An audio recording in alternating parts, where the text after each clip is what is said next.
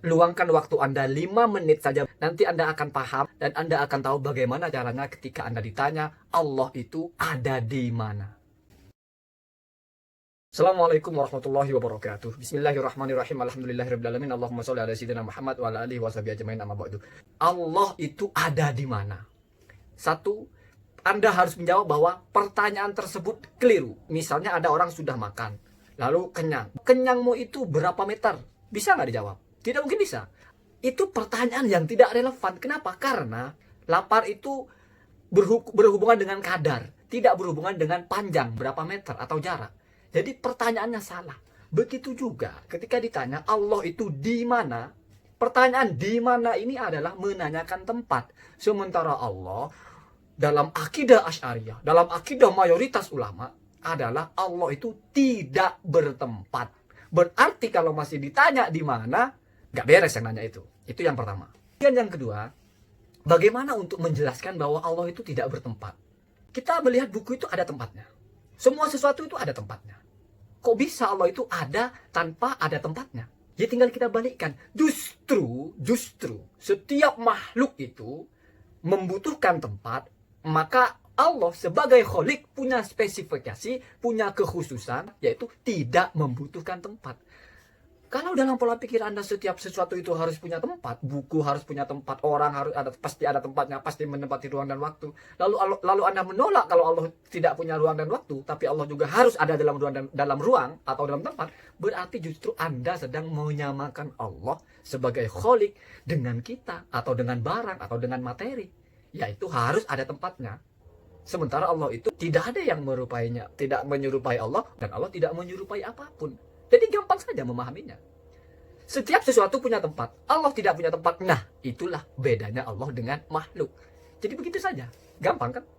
Bahkan satu bukti yang sangat akurat yang pernah dibahas oleh Imam Ar-Razi dalam kitab tafsir, ketika Allah menjelaskan tentang para malaikat yang menggendong arsy, yusabbihuna bihamdi rabbihim, mereka bertasbih dan juga memuji nama Tuhannya. Kemudian wa yu'minuna bih, dan mereka beriman kepada Allah. Artinya para malaikat ini beriman kepada Allah. Ingat, di sini konteksnya ayatnya sedang berbicara, Allah menjelaskan bahwasanya para malaikat beriman kepada Allah. Para malaikat yang bertugas menjaga arsy, baik yang menggendong atau yang di dalamnya, itu beriman kepada Allah. Kata Imam Fakhruddin Ar-Razi, bahkan juga kata Imam Zamakhsyari, di situ ada satu poin yang penting, yaitu Allah sedang memuji keimanan malaikat.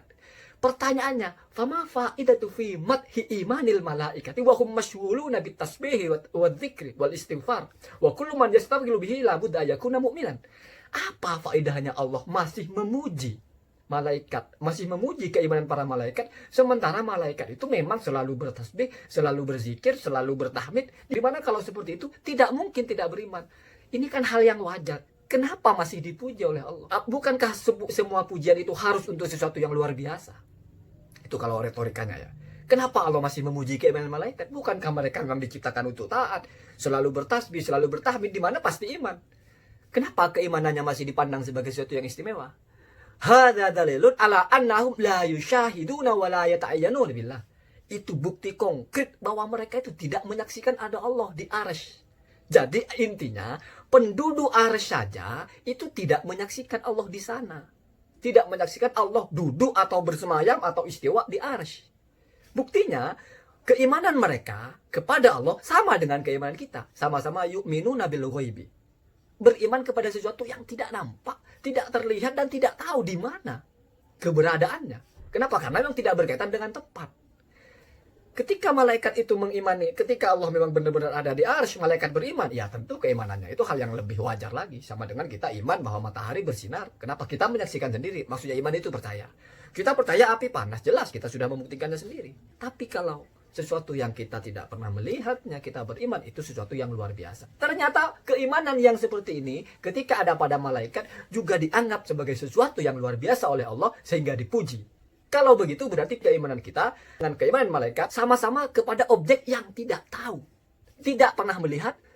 Kalau yang di arsy saja para malaikat tidak melihat Allah ada di situ, tidak menyatakan Allah ada di situ, sehingga keimanan mereka itu sama dengan kita, iman kepada Allah yang tidak bertempat. Lalu atas dasar apa masih ngotot menyatakan Allah itu ada tempatnya? Lalu atas dasar apa masih ngotot menyatakan Allah itu ada tempatnya? Assalamualaikum warahmatullahi wabarakatuh.